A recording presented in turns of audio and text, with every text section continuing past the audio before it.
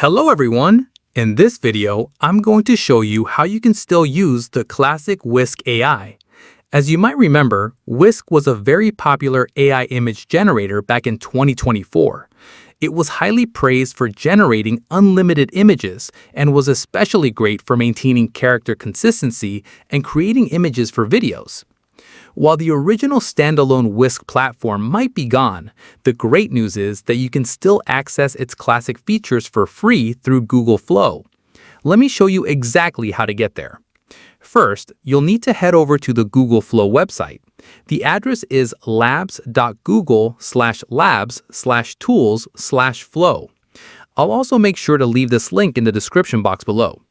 Once you are on the homepage, just click on the New Project button to get started. Next, look over to the menu on the left side of your screen and click on Tools. This will open up a gallery of different AI tools. Scroll down towards the bottom until you reach the Experimental section. Right there, you will find the Whisk app. Go ahead and click on it.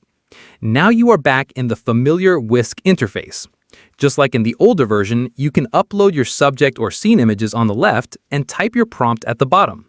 For this example, I'm going to type Tintin comic-style art of an F1 car racing in Venice City.